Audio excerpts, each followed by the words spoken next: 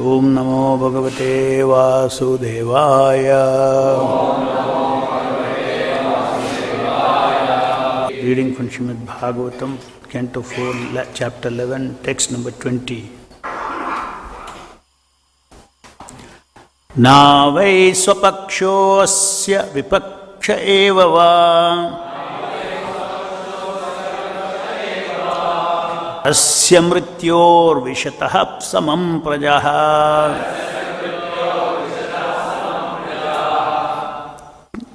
tam dhavamanam anudhavanti antisha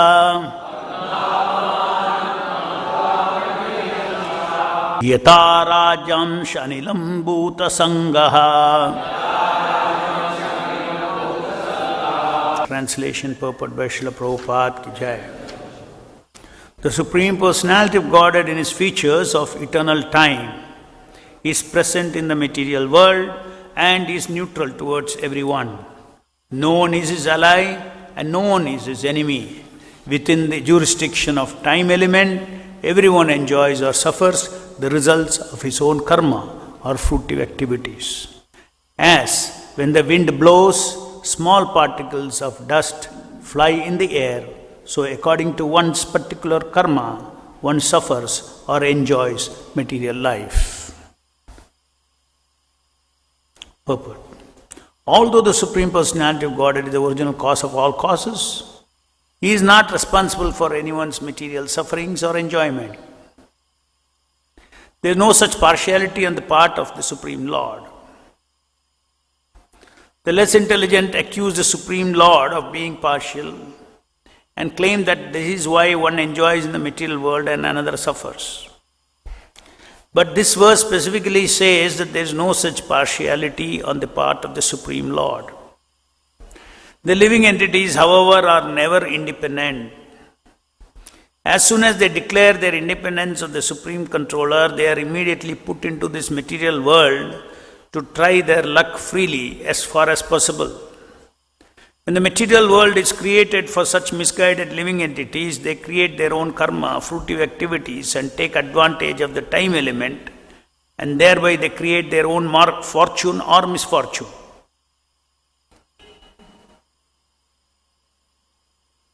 Everyone is created, everyone is maintained, everyone is ultimately killed. As far as these three things are concerned, the Lord is equal to everyone. It is according to one's karma that one suffers and enjoys. The living entity's higher or lower position is suffering and enjoying are due to his own karma. The exact word used in this connection is anishaha, which means dependent on their own karma.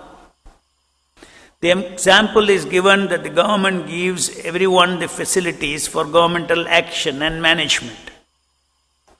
But by one's choice, one creates a situation which obliges him to exist under different types of consciousness. The example given in this verse is that when the wind blows, particles of dust float in the air. Gradually lightning occurs and then torrents of rain follow.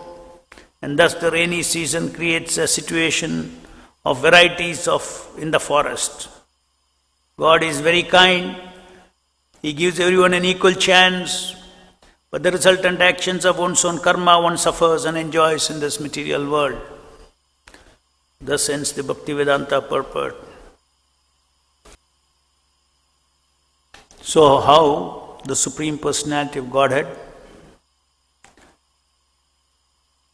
Krishna, what is his connection with the suffering and enjoyment of the living entity in this material world? He is being explained by Swayambhuva Manu to Dhruva Maharaj.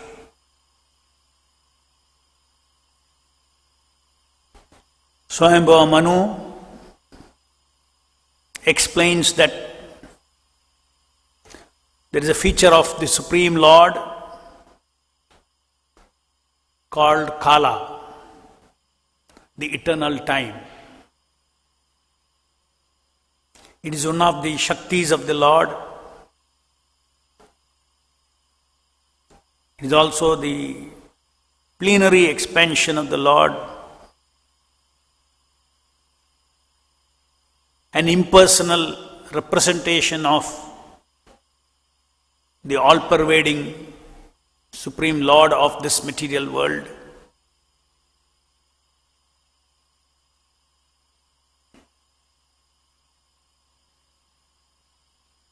The Supreme Lord is all-loving, all-caring, absolute personality of the Lord, of Godhead. Krishna is that person who is all-loving.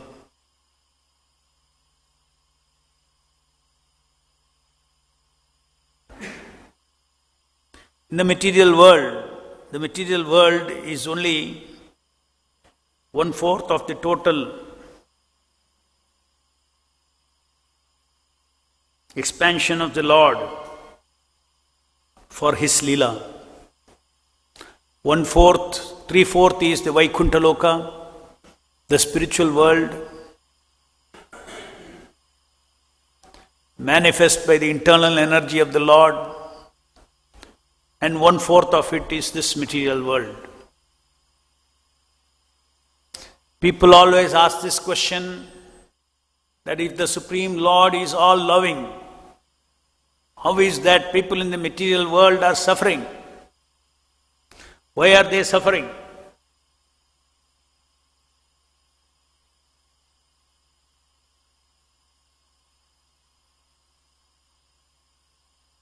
The answer to that is, the Lord is all loving. Even of all the living entities in this material world. But His love is absolute love. His love is love of the souls, even in the material world.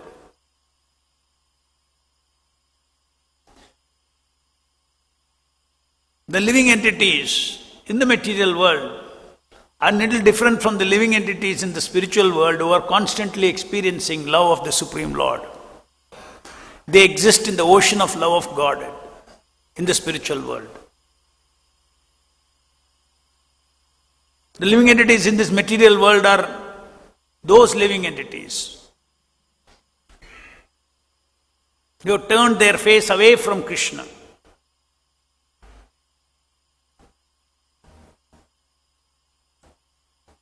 And who want to pursue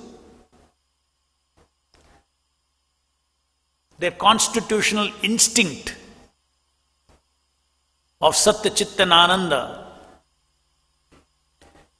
through an independent existence, an existence independent of Krishna.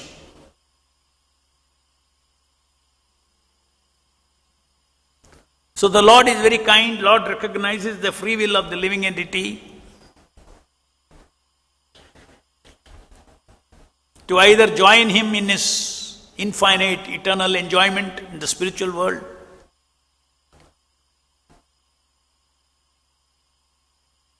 or come into this material world, stay in your own tiny well,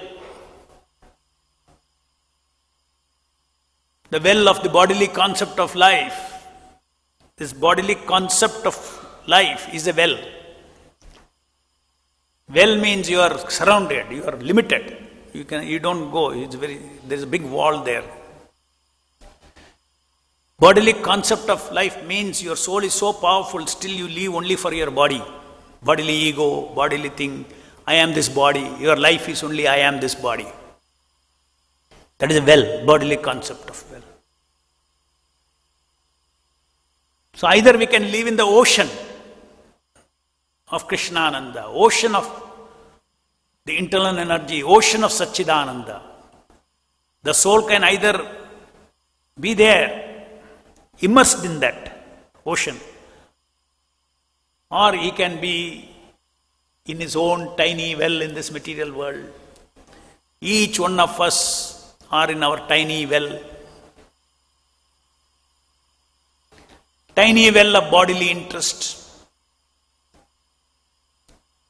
Bodily ego's interest, social interest, that's all. It's a limited life.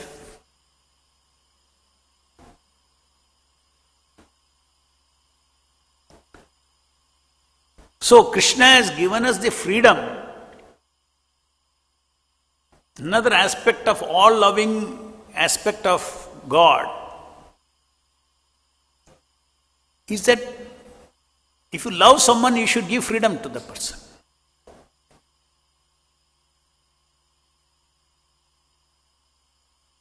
Without freedom, there is no love. Then it's a forced, like a slave. Slave has no freedom. He has to serve the master.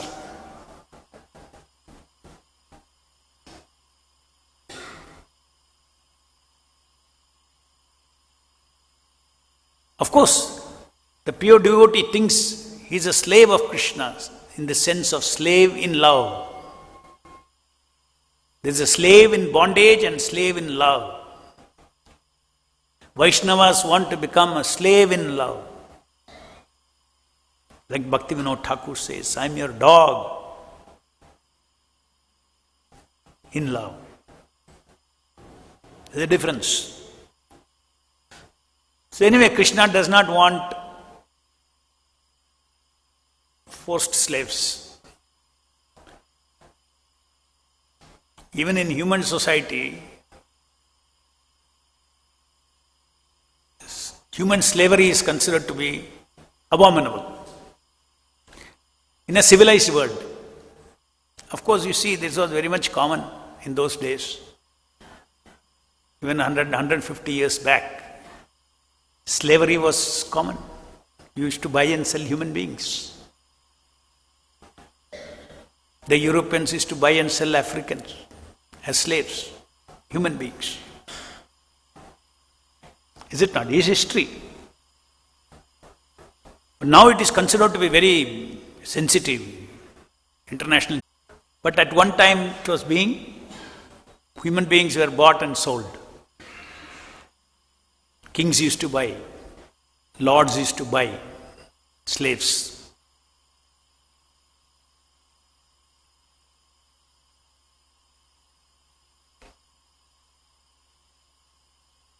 If you do not want to be the slave in love of Krishna, then you have to become slave of Maya.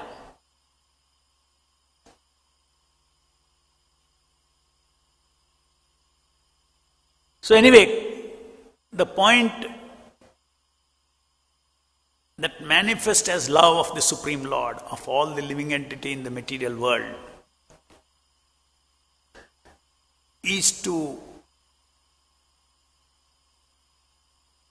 permit their freedom to desire self-enjoyment without Krishna. It is not that Krishna is saying, oh, you don't want to be with me in my enjoyment, in the universal, all-inclusive, all-encompassing love and pleasures. You do not want to be part of that. Therefore, I shall punish you. You go to the material world. No, that's not the mood of the Lord. The mood of the Lord. Therefore, I shall kindly provide you an opportunity in the material world where you can, as per your strength, you can enjoy and suffer through the laws of karma. Then one may say, why laws of karma? Why God made laws of karma? You could have just sent us, go enjoy freely as you want.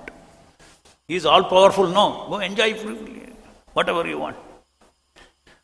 There is a problem there. What is the problem there?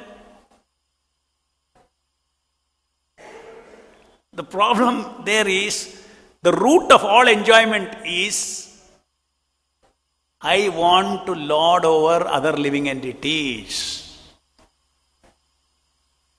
Other living entities come in. Suppose you say, I want to enjoy. Throw me in some forest. Don't give me any living entities. But that is not what you want. What you want is, where is enjoyment without living entities to serve me? I am the Lord. Suppose a father has got 10 children. All of them become rebellious.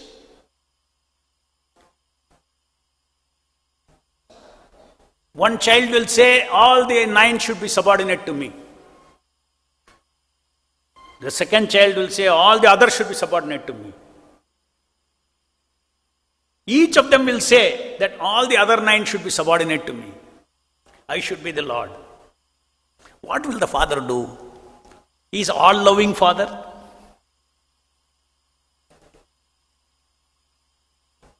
You want to enjoy also? But then I have to be equal to everybody? Here, laws of karma. As you sow, so you reap. If you deserve to lord over all the 9, you would do it. Earn that. So the other person won't complain. God is so arbitrary, He made this man boss and that man das. Krishna says, everybody is das. Everybody is my dasa. But if you want to be boss,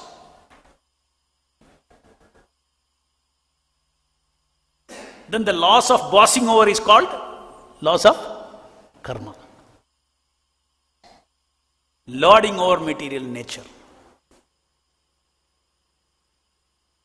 Lording rasa. The real, we are das, we have to have dasa rasa, that's our constitutional rasa. You want lording over rasa, then you have to come into this material world. Because there nobody is bossing, everybody is dasing. Everybody wants to be dasa of dasa. Here everybody wants to be boss of bosses. The whole material world is competition for becoming boss of boss. This is structure of the material world. This is the nature of material rasa, lording nature.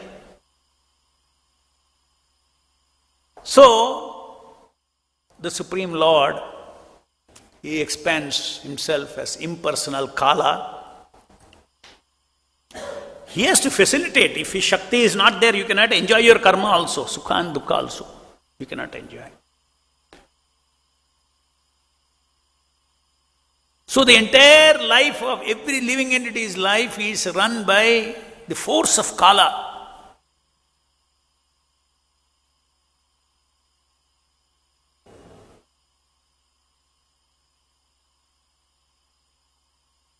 Kala delivers Sukha and Dukkha to the living entities. It is not that God is responsible for my Sukha and Dukkha.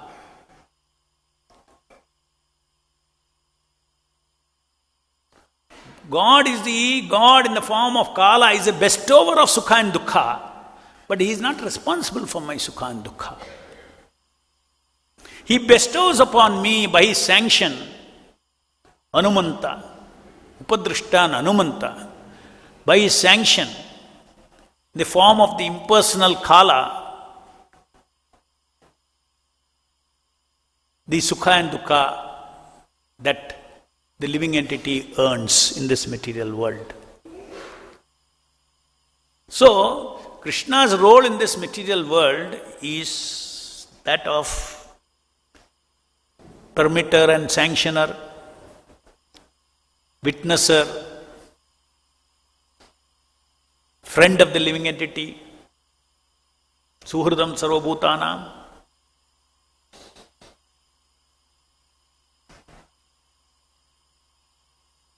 Impartially, the Kala delivers everybody's Sukha and Dukkha.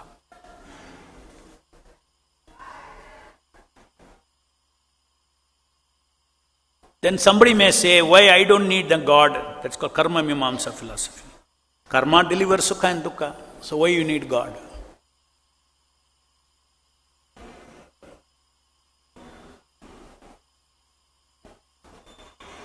Yeah, you don't need God unless you want God.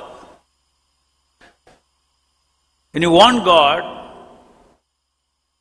your Sukha and Dukkha will be changed. So Karma Mimamsa philosophers, they say there is no God required at all because Kala is impersonal, anyway will deliver. Kala is God for them. That means no God at all. He is impersonal.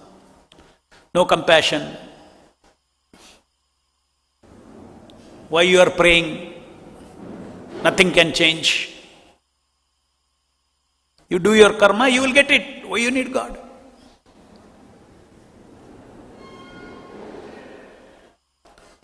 So, the Shastras reveal that Kala is only an expansion of the impersonal. Kala is only an expansion of the personal Paramatma living in the heart of every living entity.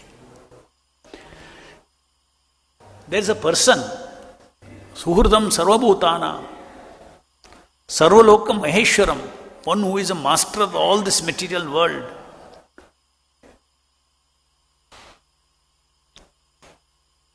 Whose servant is Kala. Every expansion of Krishna serves Krishna. So Kala serving Krishna according to his transcendental plans and purposes of material existence. The plan and purpose of the material existence, as revealed by the scripture, is that to give an opportunity for the living entities to earn karma and enjoy or suffer.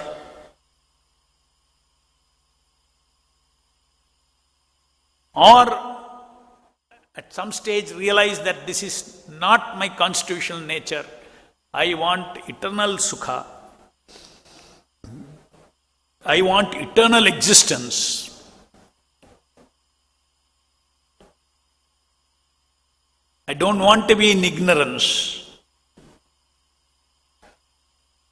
And when a living entity, material world is also an opportunity for, material world is an opportunity for the living entities to develop this jijnasa or even realization that I can never be complete and happy in this situation.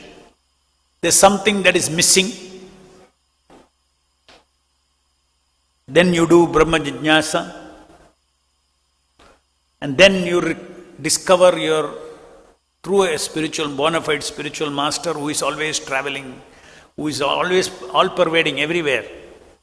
The principle of Guru is all-pervading. Because Chaitya Guru, Paramatma, immediately the personal aspect of the Supreme Person, the impersonal aspect is Kala, whose source is Paramatma. He starts guiding the living entity towards the spiritual master. And the spiritual master, through spiritual master, one gets knowledge, jnana and vijnana. Pariprashnena sevaya. By pariprashna, by asking, he gets knowledge. And by seva, he gets vijnana, realization. And by the combination of jnana and vijnana, he understands he is part and parcel of Krishna. Krishna is the supreme source of everyone and everything in existence. And I am entitled to enjoy the love of Krishna.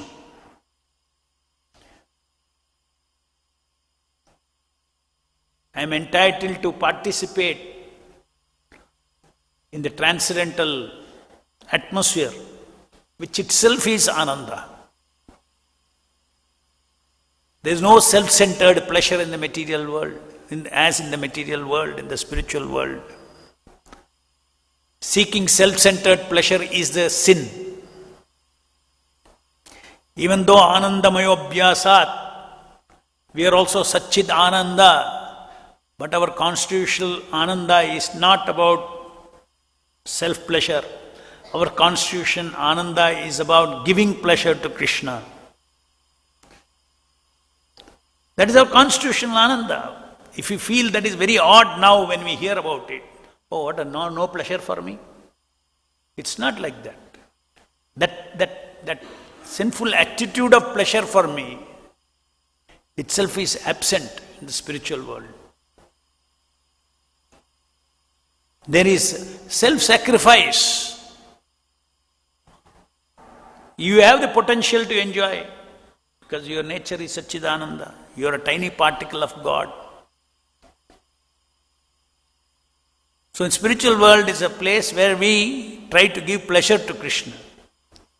And that is our constitutional Ananda. That Ananda will be satisfying to us. Whereas this Ananda in the material world, Jada Ananda, is actually Nirananda. There is no Ananda in it. It is cheating pleasure. So the living entity, material world has two purposes. And even those who are not, coming back to the Karma Mimamsa philosophers, even if you don't become a pure devotee of the Lord, if someone accepts a personal God as the supreme Lord of everything, like the Devatas, they pray, Kama Bhaktas, they pray to the Supreme Lord. The Supreme Lord as a super soul of this material world, super soul of every living entity, is also a person in this material world. And by his personality, by his will, anything can change. So Sukha Dukkha changes. Prayers are answered beyond karma. Of course, so foolishly people only ask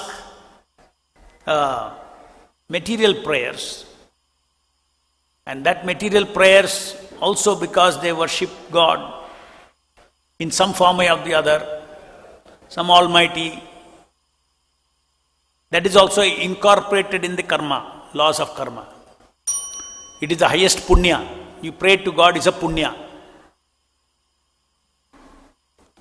So in that way the devatas are all involved in punya. But that punya aspect doesn't work by kala.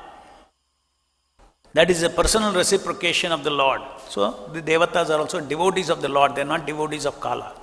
Devotees of. All the karmis are devotees of kala. Slaves of kala. Not devotees, slaves of kala. Whereas we are devotees of the Lord. And of course those who are wanting to get out of this material world, so they don't ask, they surrender to the Lord, and the Lord decides what sukha, what dukkha should be given. That is what happens when we surrender to a pure devotee of the Lord and take diksha. Our entire balance of account in our karma, both Prarabdha karma and as well as the Sanchita karma, they're all taken charge of by the spiritual master and the super soul in our heart. Taken charge means they'll decide how to dovetail it from the time of diksha till you leave your body, so that all of those, your balance of karma, contributes one way or the other to awaken and develop your bhakti. And this is exactly why the devotee always thinks, he is asked to think, any good or bad, sukha or dukkha that comes in my spiritual life, sometimes even sickness in the body, sometimes permanent sickness, Guru and Krishna has a plan. I accept it and continue to respond to that by probably developing detachment, by probably an inspiration to come out of the bodily concept of life. So everything is so perfectly managed. So even though the Lord is equal to all the living entities, Lord as Paramatma also reciprocates with those devotees who approach Him, which is also a manifestation of equality of the Lord. You also come. You have an equal opportunity to come to me. So I will reciprocate. So Lord's reciprocation only to His devotees. Everybody, because He is given an opportunity, you also become devotee. It's a relationship. If somebody is coming to me like a friend, I have to help him like a friend. I have to be his friend. No, you are only friendly to him Krishna will say, you have an opportunity to be my friend, but you don't want to be friend. You also will be friendly. Ye tamam. Ye tamam. No. Bhajanti mam tam sataiva. Ye tamam. Ye tamam prapadyante tam sataiva bhajamyaham. So, the way you come to me, I also come to you. Equality. We devotees have to learn to appreciate the personality of Godhead. What an equal person he is. What a merciful personality he is. What a fair personality he is. He is extremely fair to all living entities. All loving. So unless you develop appreciation of God, appreciation of Krishna with all these qualities,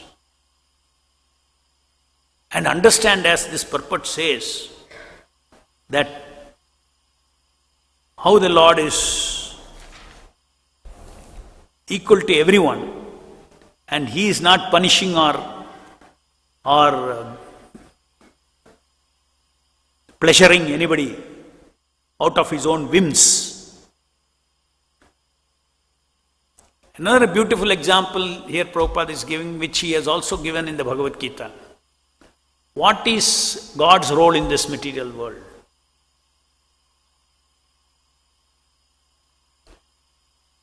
The example is given, not this one, no. In the Bhagavad Gita, here also it says, gradually lightning occurs and then torrents of rains follow, and thus the rainy season creates a situation of varieties in the forest. This example more elaborately given in Bhagavad Gita purport. It's the best way to answer to the karmis. Why God is allowing everybody to suffer. Beautiful example. The rain falls in the forest. Rain is equal to every square inch. Now there is a mango seed. It will take advantage of the rain and become a mango tree. And it will deliver mangoes. The same rain falls on a jackfruit seed. It becomes a jackfruit tree and a jackfruit you get. Jackfruit is different from mango. Or it falls on a neem tree. Neem seed. Neem produces bitter. Now the question is the rain cause? It is cause. It's a remote cause. But is it responsible for mango seed? Is it responsible for jackfruit? No. That is based on the seed. Similarly, the living entities, based on the living entity cannot enjoy or suffer. That means they cannot produce sweet fruit or bitter fruit. Cannot produce on its own without rain. Can the seed grow without rain? No. So only with the help of the rain. So rain is a remote common cause for all the variegatedness in this material world. But the variegatedness, the kind of body that I have got, my tree, Krishna did not participate in that, desiring that. My past karma gave me this. But even if my past karma, I couldn't have got this body without rain. So the all-pervading Lord is the force behind the entire material existence. Just like electrical current is the cause of all these bulbs. Why this bulb is shining with this much wattage? Because of the bulb. Why that is like a tube light? Because of the bulb. Why electricity is amplifying the voice here? because the nature of the instrument. But everywhere electricity is flowing, that is Krishna. Krishna and Kala. Krishna and above that next level is Kala. Kala and next level is Krishna above that.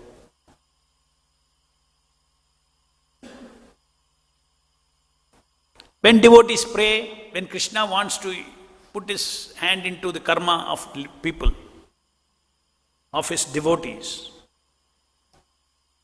it is not that he tells Kala to change its course, no.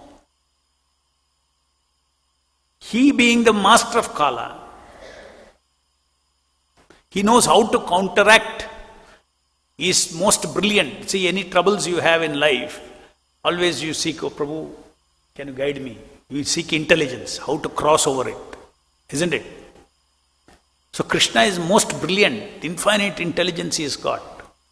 So Kala may do whatever, maybe as per his pattern it will go. But to dodge Kala, Krishna has the potency. Kala Sarpa can be tamed by Krishna. Which way it should go? Kala Sarpa won't keep quiet, he wants to go. Sarpa wants to go. A snake charmer, he will blow in such a way that it will dance. Kala will dance according to it, isn't it? He doesn't kill Kala. Why he should kill Kala? Because he is my Kala. TK, he is my devotee now. Now you please go like this, go like this, go like this, so that it will help his bhakti. So in a way Kala is acting on all of us, but under the direct superintendence of the Supreme Lord. So it is so comforting for the devotees that whatever is happening in my life, Krishna is taking care of me.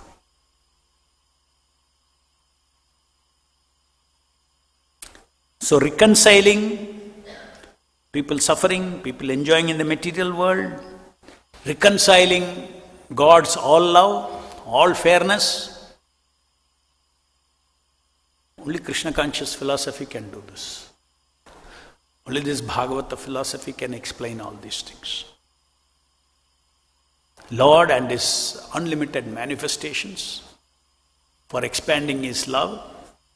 Material world is also a mechanism for that. Respecting the living entity's free will to do what they want. So similarly, in the spiritual life also, how fast you want to advance. Somebody will say, oh, he's advancing more, he's advancing less. Krishna is arbitrary. No. Again, spiritual life also, the progress depends upon, as you surrender, I reciprocate. Ye etam mam prapadyante tam sate bhajamyam. Therefore, so much free will we have. How nicely I want to chant Hare Krishna, how many of the Hare Krishna today I want to hear. If you make a determination, it will make a difference in your spiritual life. If you make a decision to do, if you are very determined, it will change. Otherwise, let's say today's japa is not a lot of things is in your hands. How you do it? Or any action, anything that you do. There are living entities also got a free will. I want to do this for Krishna. Be determined and do. If there is determination, then it will happen. If there is no determination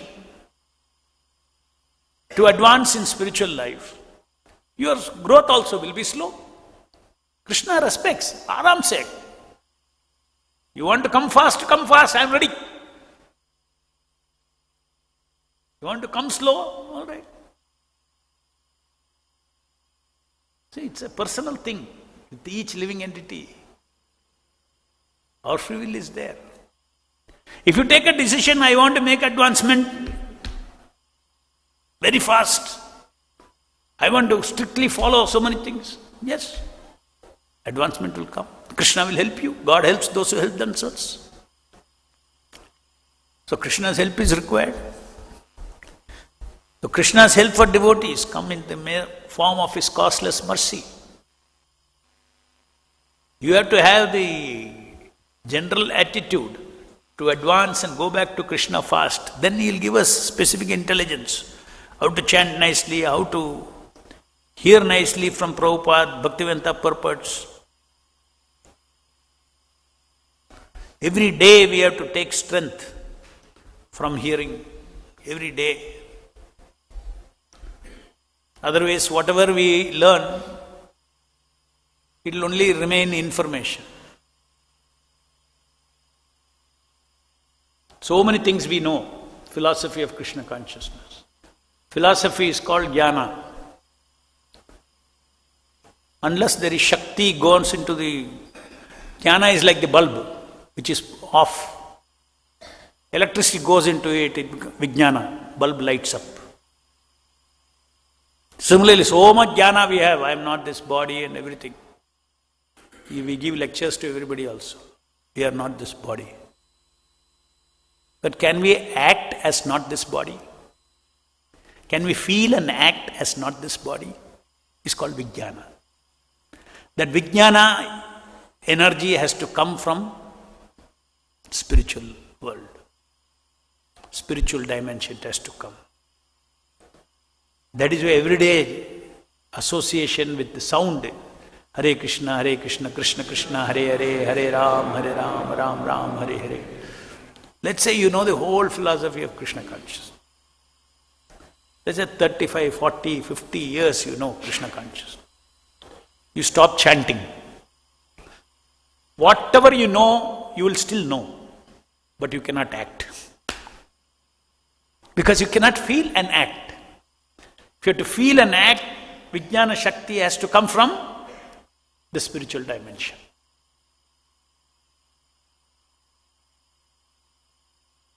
Any questions? Here.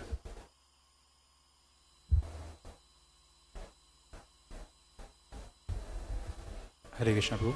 Hare Krishna. Prabhu, we say that the karma of a jiva is fixed, like the dukkha and the sukha he experience.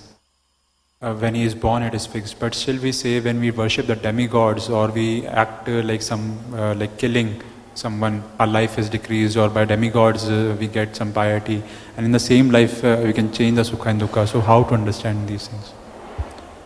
See, sukha and dukkha is about experience, not about events.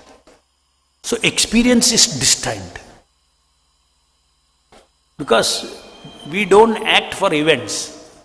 We engage in activity for sukha and dukkha, for results, for profit and gain, profit or loss, all these things, these dualities. So events themselves are not distinct. Sometimes it can be distinct. Some events are distinct, could be distinct. Some events are not distinct. In your life, for instance, this will be your education, distinct. Milepost. See, when you are born, there are certain birth to death. Some milestones are fixed. Your education, your this thing, marriage, death, all these things are fixed. Even death also, normally it is fixed. That can also change. Yogis, their death is distinct in terms of how many number of everybody's breath, how many number of breathing in and out. So suppose he is able to control his breathing, in material time you will see his death, he is not dying so fast. You suspend your breathing. There are yogis who can suspend their breathing and then resume their breathing after another 100 years. And then they'll come and say, I am 150 years old. Yogis are there in India like this. So destiny is not about the events, destiny is about sukha dukkha. And also sometimes about macro events also is distinct. In between that, you are running here and there to create new karma. Whereas the Shastra says as a human being, just simply do whatever is required for your existence, whatever has to come and go, it will go, sukha dukkha will come and go. Don't strive for sukha dukkha.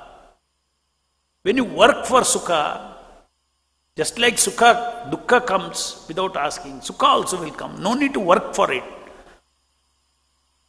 Whatever you have destined, don't even seek what sukha I'll get, what dukkha I'll get. Whatever destined will come.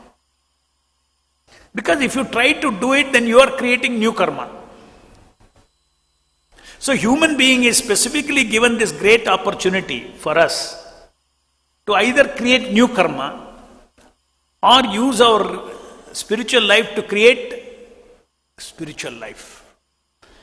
To do something that matters eternally to the soul. Develop your bhakti. This is one of the very most striking thing that made me join Krishna consciousness movement. In Science of Self-Realization, Prabhupada is saying sukha dukkha is destined. Then I am thinking, I am struggling for sukha. He says it destined. Oh, he is destined. I should believe it. किसके लिए काम कर रहा है? And then he explains, why you are struggling like cats and dogs? Whatever is to come, will go. So Prabhupada explains, like sukha comes, dukkha comes, you never ask for it. Sukha also will come. So don't waste time on this sukha and dukkha. Now work for transcendental sukha. There, whatever you may do creates an impact in this life itself. Whereas in the other case, whatever you do, you will create an impact in your next life as a karma. You stay within the track of dharma to increase your sukha. You will get the result of that in the next life. You go on the track of adharma to increase your sukha, you are creating papa. You will get the result in the next life.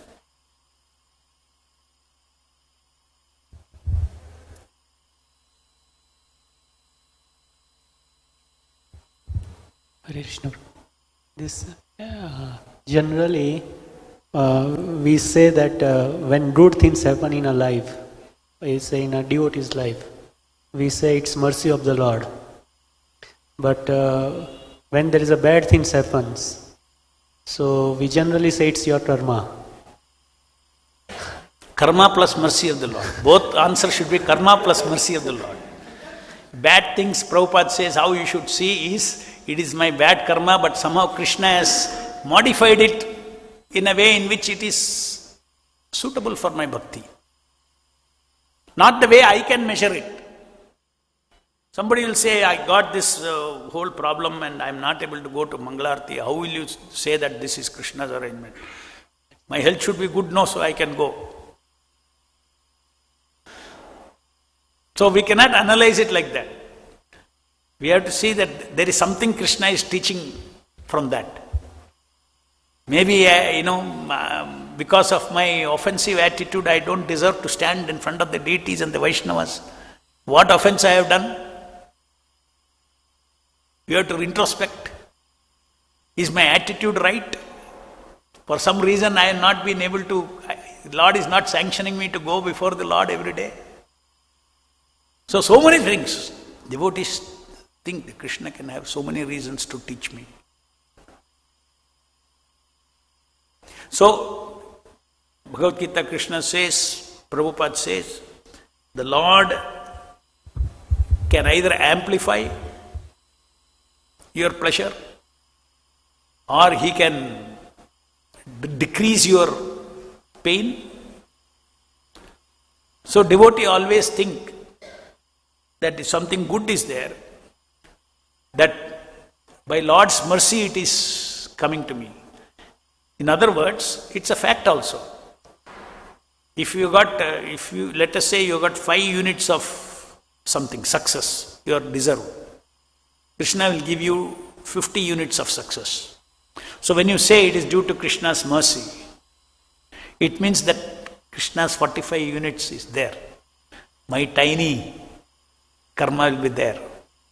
So I don't care for that karma. वो छोड़ दो, वो कर्मा भी किसका है? कौन दिया है? कर्मा कौन दिया है? Beginning of life, it is Krishna's mercy. Just like a son has got pocket money. किससे मिला है? फादर से मिला है. पॉकेट मनी खत्म होता है. and he wants to buy something beyond pocket money. The father only puts more money. And then he buys the thing. Then he says, hey, out of my pocket money I bought. Out of my karma I bought. But karma itself is father's money. So therefore he is always saying that everything is Krishna's mercy. Krishna's mercy, dynamically given, now, as well as what he gave at the beginning of my life. Everything is Krishna's mercy. ग्रंथराज Shrimad Bhagavatam की जय, जगत गुरु श्रील प्रभुपाद की जय.